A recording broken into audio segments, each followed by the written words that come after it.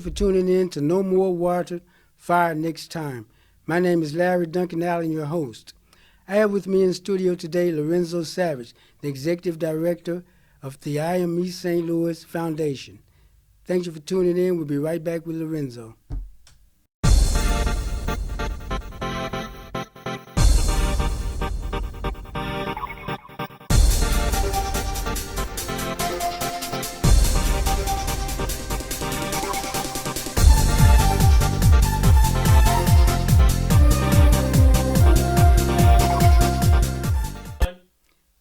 Thank you for tuning back in. I have with me Lorenzo Savage, the Executive Director of I Am East St. Louis, the Foundation. Lorenzo, thank you for being here with us today. And tell us a little bit about your foundation. Thank you, Larry. I appreciate you having me on your inaugural show. I really do look forward to this, and I've been looking forward to this for a while. I Am East St. Louis, the Foundation, was started by my wife and I in 2016. She actually started the magazine, I Am East St. Louis, the magazine, which we have a copy of it here with my wife on one of the copies that she was a part of. We came home and started I Am East St. Louis, the magazine, because of the negative media presence that we found all across the country. You know, my wife was in the Navy, and we traveled a little bit, and everywhere we went, you know, we heard the negative connotations of East St. Louis. So we felt like we needed to help change that narrative. And when we moved back home, that was one of our main goals, is to start on that. Yeah, that would be very good, because, you know, when I lived in Los Angeles, you know, there was a lot of very negative comments about East St. Louis there. You know, I was young and I had to argue back, and we almost get to fighting. Yes. Because, you know, I met a lot of people from East St. Louis out there. Yeah, that is something that a lot of people, you know, don't realize. I mean, we have so many East St. Louisans all over the country. Like you said, you run into them you know, just about everywhere. Many of them are very professional people. We have them in theater and politics and scientists and from all over. But tell us more about your foundation, though. Yes, well, you know, we started the magazine first, and then we incorporated it as a nonprofit and brought it under the umbrella of I Am East St. Louis, the Foundation. The foundation has three main parts. We produce a quarterly magazine, I Am East St. Louis, the magazine. We do public art projects throughout the city, and we have a speaker series where we bring in, you know, notable East St. Louisans to talk to the community and tell their story of how they, you know, growing up in East St. Louis. Our first speaker was the dynamic Dr. Harry Edwards. He was actually on our second cover, you know, the magazine. Oh, okay. My wife and I went out to Oakland and interviewed him, and he's been a great friend to this day. He's given us a lot of artifacts and things that we're going to hopefully give to a museum if we get one day soon. But right now we have it in our office. Our office is at 518 Missouri Avenue, Suite B, in the Hudlin Insurance Building. So anytime you guys want to come by and take a look at a lot of our artwork, and we have books and those types of things with people who produce them from East St. Louis. Your wife, Charmaine, now, well, you know, we have to mention her. She was a very wonderful person, you know. Thank you. Everybody I know who speaks of her speaks very well of her.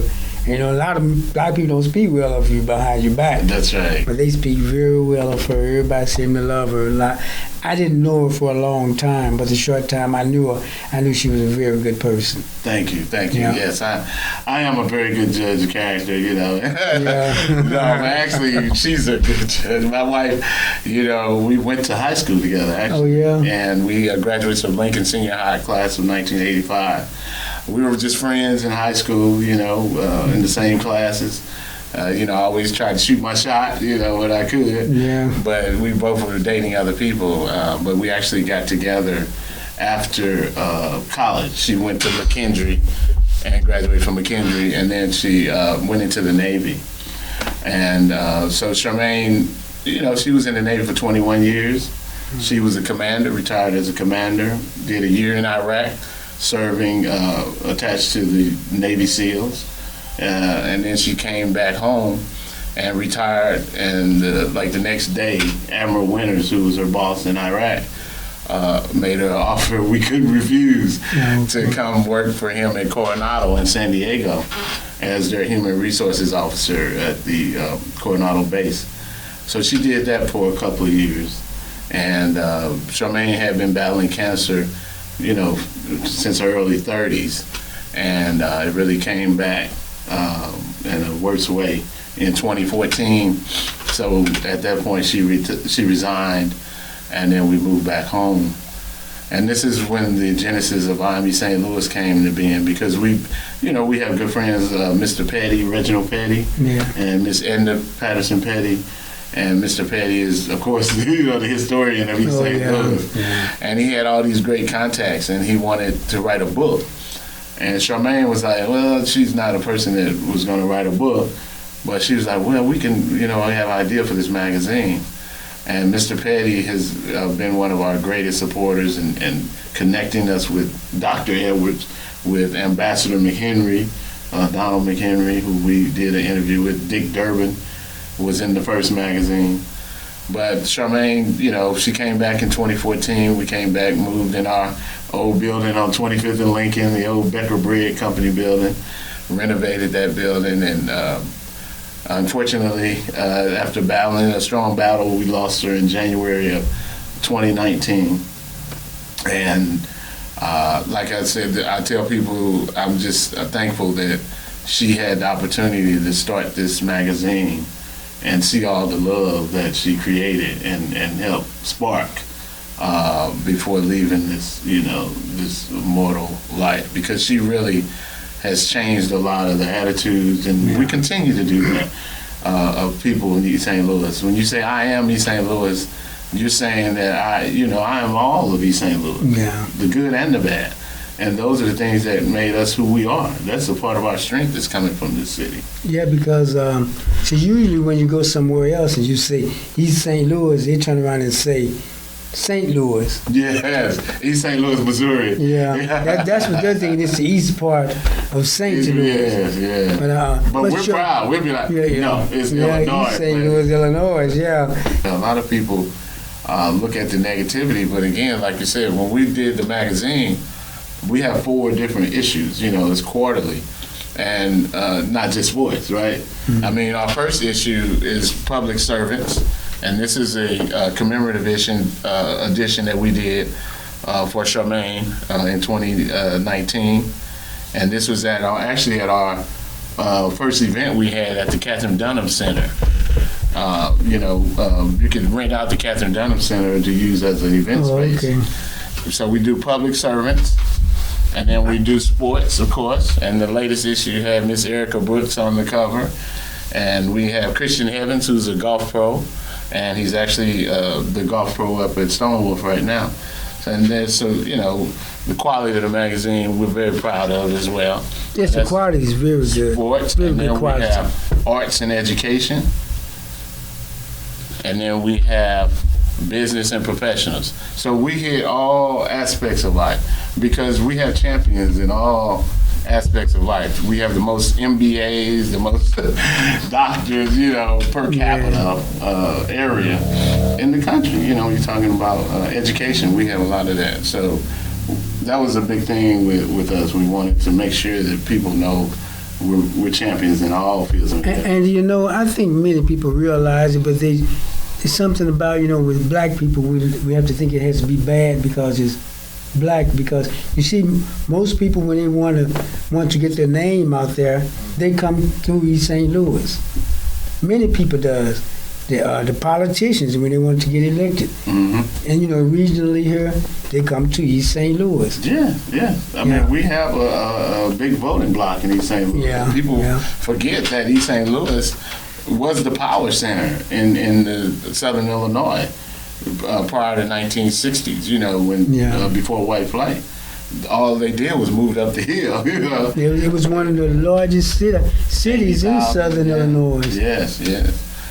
So I agree that people play on the negativity of East St. Louis, but I believe over the last 5 years, this is our 5th year, our 5th year anniversary, and we're proud of what we've done. We're starting to change the narrative of what it is to be East St. Louis, and we're getting other people on board. We got people moving back to the community, which was a big thing that we wanted to stress. You know, we want our teachers, we want our educators, we want our employees of the city to live in the city, because that is the only way that we will truly get this city politicians. back. And the politicians. We're going to go there. We're going to get another show. You know, But you know, when I look at speaking of politics, you know, like I said many times, most things that are black is seen in a negative light. But East St. Louis is just like any other city. It has its good parts and its bad parts. You have certain people causing crime. Yes. And it's not everyone, just a fraction of people causing crime. I remember one of the ex-police chiefs, I was talking with him, and he said that at the time, the housing projects was under federal control under HUD. And he was trying to get funds from the federal government or from HUD to help with policing, because he said that from 75 to 80% of their calls was coming from the housing projects. Yes, yeah, and that continues to be a problem. And really, you know, the reason why is because typically a housing authority does not have a police force all across the country. I'm on the board of the East St. Louis Housing Authority. I joined the board, I was selected by Mayor Mika Jackson Hicks to be on the board. That was after they got away from HUD, right? Yeah, well, no, we got it away from HUD. Yeah, oh, okay. Once we got in there, Miss Motley, her name is Mildred Motley, and she's went in there and cleaned that place up. You know, we had people triple billing, you know, the housing authority. You've read some of the articles on some of the people who went to jail behind that. So what she did and our board did was got it back to a position where we actually now have full, you know, receivership back to the city. Oh, that's good. Yeah, that's good. And that wasn't done just overnight. You know, I mean, she had to do a lot of things and clean up a lot of things for them to trust us. But remember, all this graft, you know, waste, fraud, and abuse went on under HUD's nose. I like to tell people, like, HUD was supposed to be oversight, and they weren't, you know, doing their job. They weren't doing their oversighting very well. We got oversight on everything. But I speak. Sometimes I talk with people from East St. Louis about problems.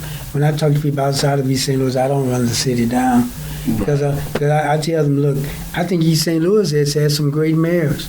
Because if you look at what they had to work with, East St. Louis, most cities, people of other races, but their cities has went through far less than East St. Louis, and they shut down. Yeah, East St. Louis, I like to tell people we're the canary in the coal mine, because East St. Louis was one of the first to integrate in the 40s. Yeah. Their case was used by, you know, by Thurgood Marshall as a, you know, test case, study cases to use for the Supreme Court case that they actually did in '54. Yeah, so, and then the Black Power movement, right, 1960s.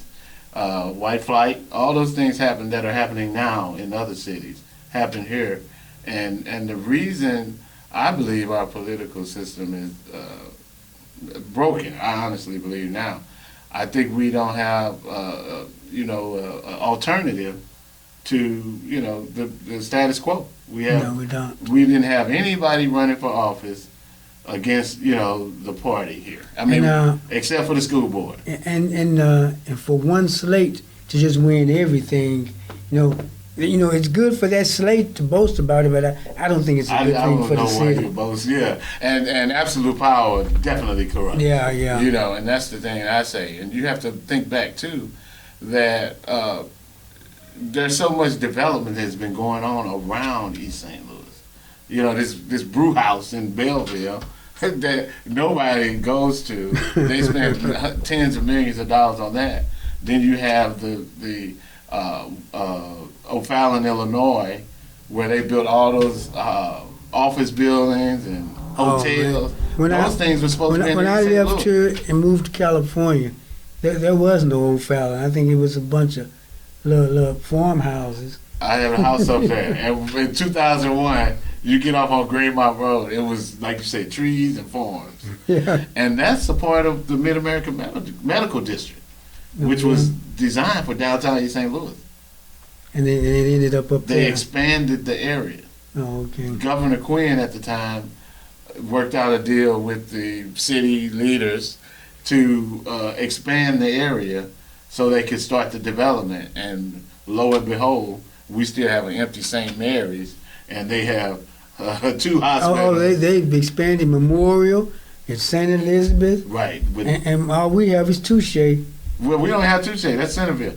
East St. Louis is and Centerville. Then you get into Washington, all that in Centerville. I just think our leaders, we haven't had good negotiators. Yeah. Yeah, you have to have some people in the room who's going to stand firm on the ground. Look, this come our way, or you don't get any votes out of here. Well, I don't mind them if they were going to expand the area to O'Fallon and Shiloh. Then why we couldn't get something for our downtown? Quid pro quo. The Memorial expansion could have came to East St. Louis. Yes, and Belleville is feeling some of the stuff we've been feeling for a long time now. Yeah, because I think there's a little flight coming out of Belleville now. And look at Fairview Heights, the mall. And you know that's what? That's the new black mall now. Yeah, and you know what the problem with that is that many white people don't realize. I found that usually diverse areas, the property value goes up in diverse areas. But they run thinking it's going down because the people who want to get those properties make them think that when black people come into your area, that your housing value is going to go down, when actually it goes up. Yeah, that was a 1960s thing. Yeah. And Ciron Foss, I hate to be called out, but the real estate company, Ciron Foss, they were Ciron Foss. Yeah, they were some dogs. They were Ciron Foss, now they're Ciron. But they were a part of that problem, like you said, telling people, "Oh, your property is going to be worth nothing," and houses were being burned, insurance was getting taken. And one of the things about what white flight does, they said one of the reasons the market value in East St. Louis is low, they sold those houses for a little of nothing to get away, and that brought the property values down. Yeah. And also, the reason many of them burning those houses up and they get dilapidated is because if you don't have them, you can buy a house. Right. I can go buy me a Mercedes. Right, you better be riding good. Right? But look, when that car breaks down, if you can't fix it, I can't maintain it. And many of those people bought houses that they couldn't maintain, and because they got them at a very low price. Take Washington Park, for instance. Oh yeah, Washington Park. It's just about like a war zone. Well, that's the thing, Larry. I mean, white flight wasn't the killer. Black economic middle class flight did it. Yeah, we are mostly low income people. When I went to school in the 80s, late 80s, the teachers lived in the community. I got a ride home from my calculus teacher when I didn't have bus fare. Miss Lewis, Benny Lewis' wife, used to give us a ride to Lucas on our way to work, at our house. That community, we've lost that village, Yes, we have. I mean, I tell people the population doubles every day in East St. Louis and triples on Sunday, and then go back down every night, Cause they want to live with other folks, but they want to have church with each other. Yeah, I mean, we've got all these people who work here in the community. They have to want to move back to the city, in order to fix the school district. Yeah. You can't complain about the parents when they don't have any, like I say, a village to help support it. I'm going to tell your grandmother, I know your grandmother, somebody can tell a kid. And now they just say, well, these parents don't know what they're doing. We had that same problem back in the day. They just get angry with the kids. Yeah. And, they want to say they're just bad kids. And, right. You can't use that. Because, kids are kids. A lot of times they haven't been trained, The parents haven't been trained. That's the problem. Yeah. When the parents was coming up, they just got beat with no talking. Right. Just beat. Right. And when they did the same things to their children. And a lot of these young parents, again, they haven't had the support and the training, to really learn how to clean a house. Like I said, I'm on a housing authority board, and a lot of the young women, who live in the house, they don't know how to clean their house, every week. Like my mom would kick everybody out of the house, right? And you clean the house every week. You had chores to do. Now these kids have all these distractions. Yeah. And the parents have a distraction. Yeah. But they're not raising their kids. The kid on their phone. And the parent on their tablet. And, They say something to the parents, leave me alone. Right, they're just roommates, and that's the problem, And again, I think, like you said, if East St. Louis is going to really grow and be the community that we want it to be, the Wakanda, I like to call it, we need all these teachers, all the employees of the city, all these school board members and people who say they live in the city. Put your money where your mouth is. And see, that's one thing that hurt, like you were saying about the middle class flight. See, most of our development now is focused around low income, and you can't build a community with just low. I'm not speaking against low income people, no. But just I'm speaking about economics. You cannot build a successful community has your local economy has to have middle class people. Yeah. If you notice, anytime during the presidential election, what do they talk about? The middle class. Right. Because the middle class is what builds your community. Yes. That's your not tax low base. Class, because the low class drain. Right. They're not from paying the taxes. And like you said, lower. And another thing that hurts our local economy is that when people get ready to spend money, they either spend it with the Arabs or the Koreans, or we go to Fairview Heights or Beverly or St. Louis to spend our money and don't spend any St. Louis. That's why they said we don't have it. Said, well, how are you going to have it when you go in other places and spend your money? Quit going up to White Castle and Fairview Heights. Make them build one down here. Yeah. There's still enough people in East St. Louis to bring a White Castle here. Because when I see those White Castle bags lying in the street of East St. Louis, I know you didn't buy that in East St. Louis. You wait till you got back here to throw it on the street. Because you weren't going to throw it out up there. And that's the thing, like you said. I mean, Popeye. Remember, it was a Popeyes downtown in St. Louis. They made their money in the black communities all across the country, and then they moved out. I got a story about that. There was a black guy who owned the Popeyes. He owned all three of them. He runs another chicken place up there in Washington Park now with the old other. Oh yeah, I know you're talking about that. But I'm not gonna call him out because But he refused to pay his franchise taxes, which he know every franchise has to pay. Oh yeah. I mean, and he refused to pay them, so he closed them down. Yeah. But why pay it for years and then decide I'm not going to pay anymore? You know that's not going to work. Yeah, I know. I work as an architect, in my other life, and I recently worked for a company where we did all the Taco Bell renovations, upgrades and things like that to change the design. They change those designs every 2 or 3 years, and every owner has to do it. Like you said, you have to buy all your products from them. You have to do these upgrades in order to maintain your franchise. Because what they have to realize that Popeyes, McDonald's, they're not really in the restaurant business. They're in the food business. Right. McDonald's make money by selling their food. By selling food to the franchises. Right. And the corporation, through the corporation. I know we were talking about St. Louis magazine. But no, that's we like to, we want to stay. We want to stay back. We're talking about East St. Louis because we have some serious problems that we have to work out, and until our leaders start really getting to the root of the problem instead of doing all these fluff projects, we're going to continue to have some I problems. agree. And that's kind of, I ran for school board as a write-in candidate. It was an experience, and I did it because I wanted to bring to light that we need more inclusion. Yeah. And the tent needs to be bigger. I mean, we need more young people. We got all these young people doing all this great work out in the community, doing this cleanup and everything. Volunteerism, ain't nothing wrong with volunteering, but let's bring them into the tent so they're able to be a part of the process, and we'll have more power when we're negotiating with St. Clair County. Right now, we're negotiating with 17% voter turnout. If we got 30% voter turnout, we beat everybody else in the Southern Illinois. We have to work on that. Yes, sir. Yeah, the election board needs to send out ballots to everybody, every legal eligible voter in the city.